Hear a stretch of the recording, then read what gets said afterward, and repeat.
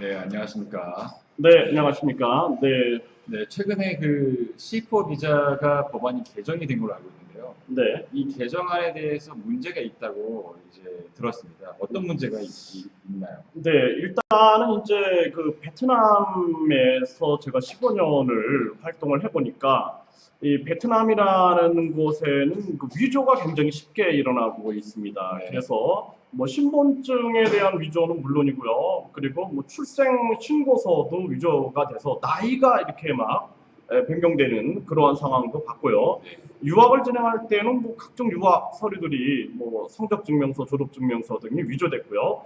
C3 비자, 그러니까 한국 방문 비자 5년은 호치민, 하노이, 다낭을 허용했는데 이 거주증, 내가 지금 다른 지역에 살고 있는데 호치민에 살고 있다, 하노이에 살고 있다, 다낭에 살고 있다라는 거주증이 위조되고 심지어는 호커오라 그러는데 여기서는 이제 호적이 이제 그 위조가 되고 있는 겁니다. 이런 사태가 있는데 갑자기 이제 계절 근로자 비자를 허용하면서 지금 베트남에는 지금 2019년 오늘이 5월 20일이죠, 그렇죠? 네.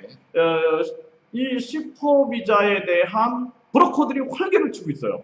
그래서 저는 아니 C4 비자는 브로커들이 개입할 수가 없는 겁니다. 왜냐하면은 시군구가 계절 근로자가 이번에 50명이 필요합니다. 그러면은 베트남의 한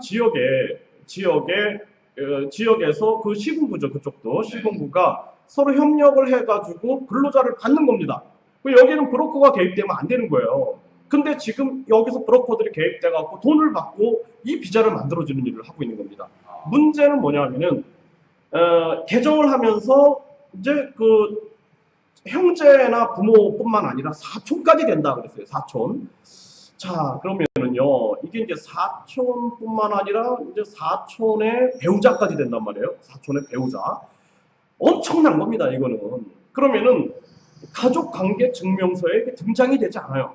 그러면 부모나 형제는 가족 관계 증명서에 나오는데, 그러면 이 사람들을 어떻게 증명할까요? 그러니까 갑자기 베트남에서는 C4 비자를 모집하는 광고가 난립하고 있고, 심지어는 어떤 한국인들은 내가 뭐 예를 들어서 무슨 군에 위탁을 받고 C4 비자를 모집하러 베트남에 왔다.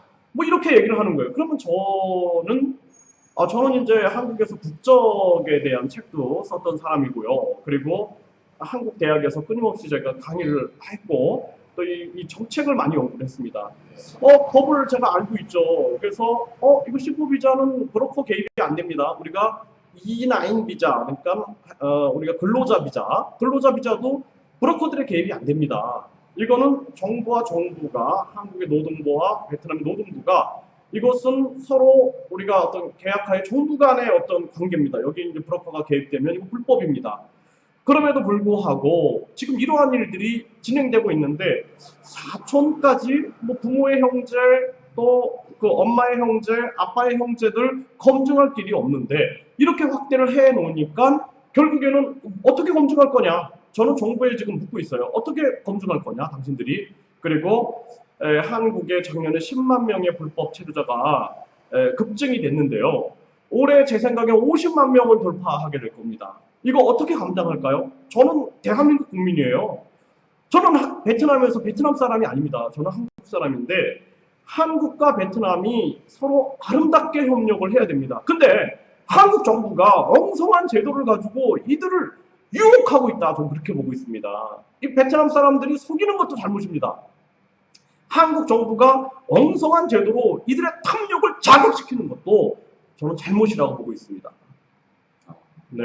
그러면은 한국 정부에서는 이 문제가 불거질 거를 알면서도 아니면은 전혀 정부의식을 갖지 않고서 이렇게 무책임하게 진행을 했다고 생각하시는 거죠? 저는 제가 봤을 때는 탁상행정인 거죠. 네. 탁상에 앉아가지고 생각을 하는 거예요. 저도 베트남에 와서 보니까 저는 여기 한국어 교육을 하러 제가 교육 공무원 출신입니다. 네. 근데 베트남의 한국어 교육, 저는 국어교육과 출신이니까 한국어 교육을 하러 왔다가 학생들이 한국 유학 얘기를 하길래 유학을 도와주다 보니 여기서 엄청난 비리가 있다는 것을 저는 알게 된 거예요.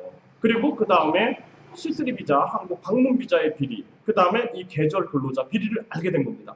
그러면 현장에 있는 사람들의 목소리를 들어야 될 텐데 책상에 앉아가지고 생각을 하니까 단순한 생각을 하는 거예요. 지금 제가 법무부에 문의를 했어요.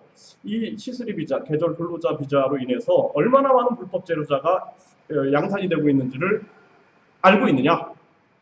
전혀 지금 감을 못 잡고 있는 겁니다. 앞으로 올해 50만 명의 불법 체류자가 돌파가 되면서 한국 정부는 심각한 관리 능력 부재와 혼란 그리고 국민의 지탄을 받게 될 것입니다.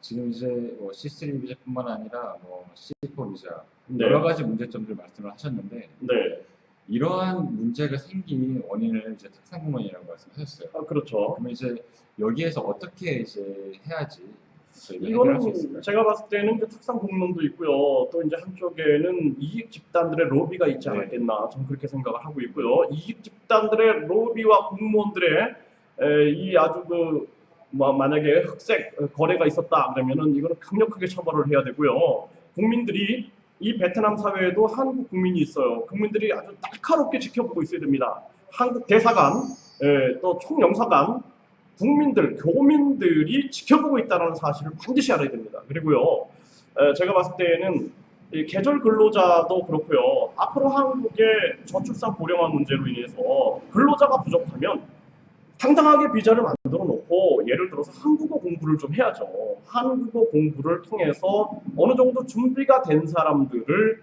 받아들이고 철저하게 이들의 불법 체류가 되지 않게끔 방어 시스템을 만들어 놓고 이렇게 멀리 보면서 정책들을 구현해 나가야 되는데 이런 부분들이 너무나 제가 봤을 때는 엉성한 정책이 아니냐. 왜 이런 위험성을 가진 정책들을 구현하고 있는지 제가 좀 잘 이해가 되지 않습니다. 네.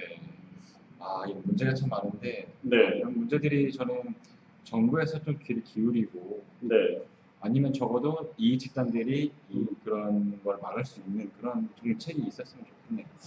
네, 아주 심각합니다. 이거 제가 요즘에 머리가 많이 빠졌는데요. 예.